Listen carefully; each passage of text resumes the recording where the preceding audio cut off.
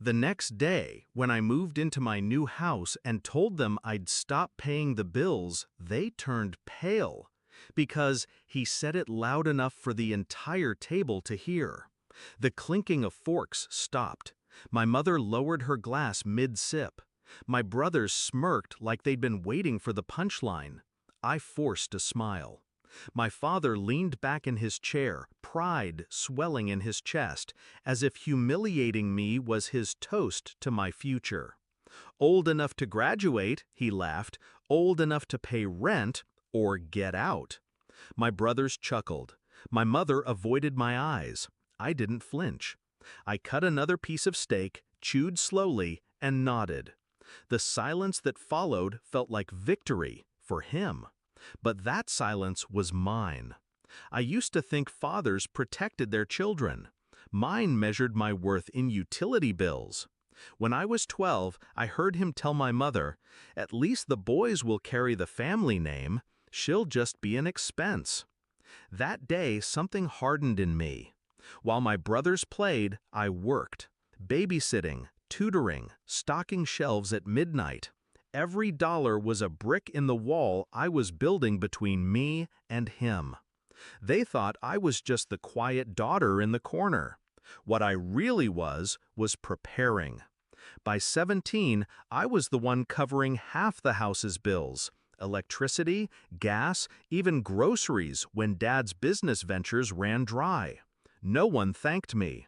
But I kept the lights on. Literally. When I walked across that stage at graduation, diploma in hand, I didn't feel pride. I felt release. Because behind the smiles, I'd already signed papers no one knew about. The next morning, while my father drank coffee at the chipped kitchen table, I loaded the last box into my car. He didn't even look up. "You'll be back when rent's due," he muttered. I almost laughed. The truth was simple. Every bill, every service, every account in that house was under my name. The internet, the water, the electricity, even the streaming services my brothers wasted hours on. I wasn't just paying, I was the owner. The day I moved into my new house, a house I bought in cash from the savings they never knew I had, I made 3 phone calls. One to the electric company, one to the gas supplier, one to the bank. Service terminated. Automatic payments canceled. I didn't shout, I didn't slam doors, I just withdrew. That evening, I stopped by the old house, keys still in my pocket. My family sat around the living room, shadows flickering across their faces. The power had been cut an hour earlier. My brothers were fanning themselves in the humid air, phones already dead. My mother stared at the dark TV like it had betrayed her. Dad barked at me the second I walked in. "Fix it! Call the company! Pay the damn bill!" I set my keys on the table. Calm. "No." His face reddened. "What do you mean, no?" I met his eyes for the first time that night. "I mean, I won't be paying anything anymore. It's not my house, not my responsibility. I've moved out." Silence. Heavy, suffocating.